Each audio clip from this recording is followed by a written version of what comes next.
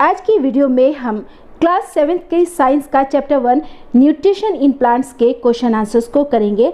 इनको हम हिंदी इंग्लिश दोनों टाइप से अच्छे से समझेंगे। तो स्टूडेंट्स, अगर चैनल पर पहली बार आए हैं तो चैनल को सब्सक्राइब कर दीजिए, बेल आइकन को दबा दीजिए ताकि आने वाली वीडियो सबसे पहले आपको मिल जाए। क्वेश्चन नंबर 1 है, why do organisms takes food?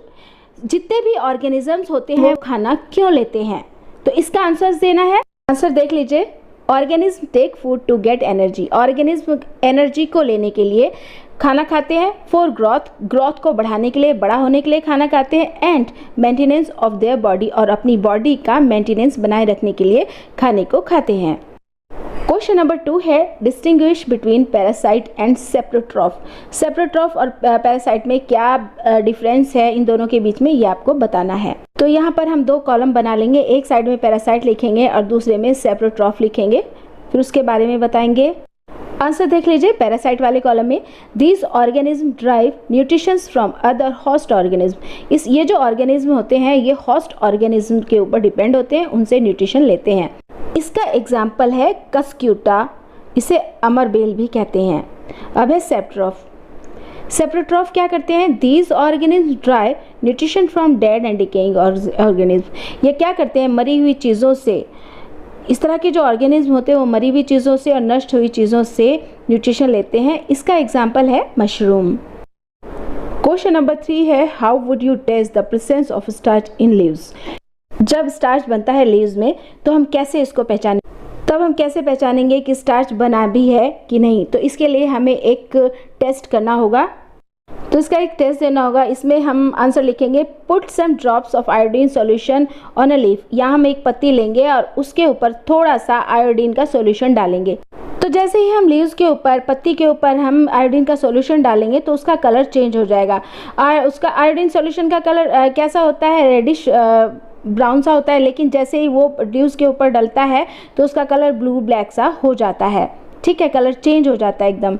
तो ये ब्लू ब्लैक सा कलर क्यों हो जाता है आपको पता है? ये इसलिए हो जाता है क्योंकि ये स्टार्च के साथ रिएक्ट करता है, इसलिए ब्लू ब्लैक कलर हो जाता है। This blue black colour shows the presence of starch in leaves. तो यही ब्लू ब्लैक कलर्स हमें दिखाता है कि पत्तियों के अंदर स्टार्च होता है। Question number 4, give a brief description of the process of synthesis of food in green plants. हरे पौधे अपना भोजन कैसे बनाते हैं ग्रीन प्लांट्स? इस प्रोसेस को एक छोटा सा डिस्क्रिप्शन, छोटा सा यहाँ वर्णन करना है, इस बारे में बता। इसका आंसर देख लीजिए। The chlorophyll containing plants cells of leaves synthesis carbohydrates using carbon dioxide and water in the presence of sunlight. This process is called photosynthesis.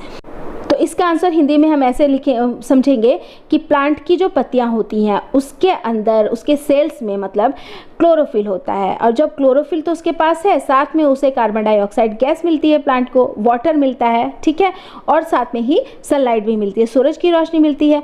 तो इन सब चीज़ों, ये सब चीज़ें जब उसे मिलती है तो इन सब चीज़ों के मिलने से वो अपना खाना बना लेती है।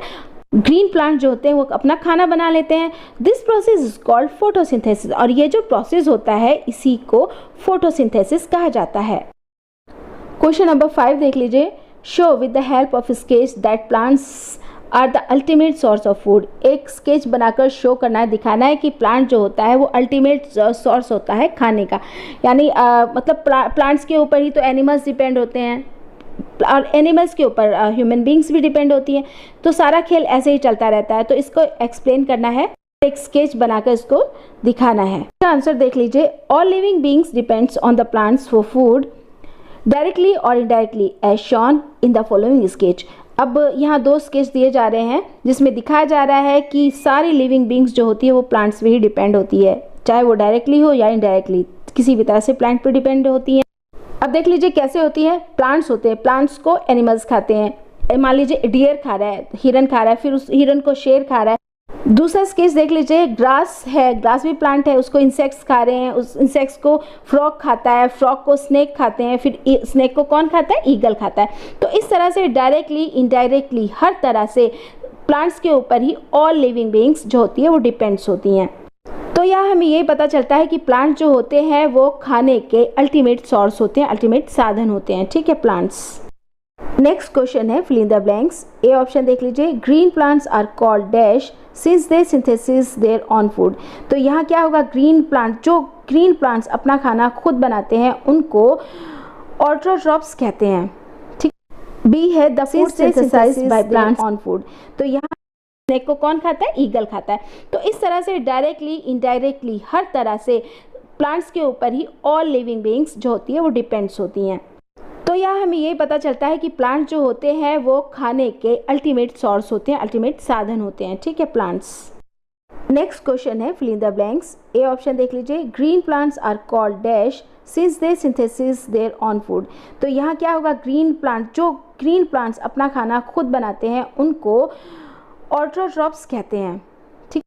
बी है the food synthesised by plants in stored as dash. तो ग्रीन प्लांट्स अपना जो फूड स्टोर करते हैं तो वो किस फॉर्म में स्टोर करते हैं, स्टार्च के रूप में स्टोर करते हैं। तो हम यहाँ पर स्टार्च को फिल करेंगे।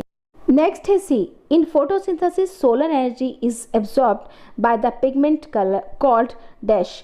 इसमें पिगमेंट मीन्स होता है कलर। आप जानते हो कि पत्ती के अंदर एक कलर होता है और कलर में जो वो कलर जो फोटोसिंथेसिस के काम आता है तो उसे हम क्या कहते हैं, उस कलर को हम क्लोरोफिल कहते हैं, जो ग्रीन कलर होता है। D, during photosynthesis plants take in dash and release dash.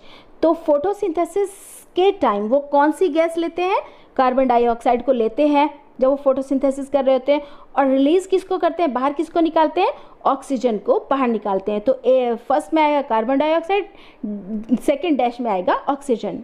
Number 7 है नेम द फॉलोइंग। नंबर 1 है इसका, a parasitic plant with yellow cylinder and branch stem. तो इसका नाम बताना है। तो इसका आंसर होगा कस्क्यूटा या फिर अमरबेल। उम्मीद करती हूँ कि क्वेश्चन आंसर्स आपको अच्छे से समझ आ गए होंगे। मिलते हैं फिर नेक्स्ट वीडियो में जिसमें हम fill in the blanks, true, false और मैच द फॉलोइंग को लेकर आएंगे।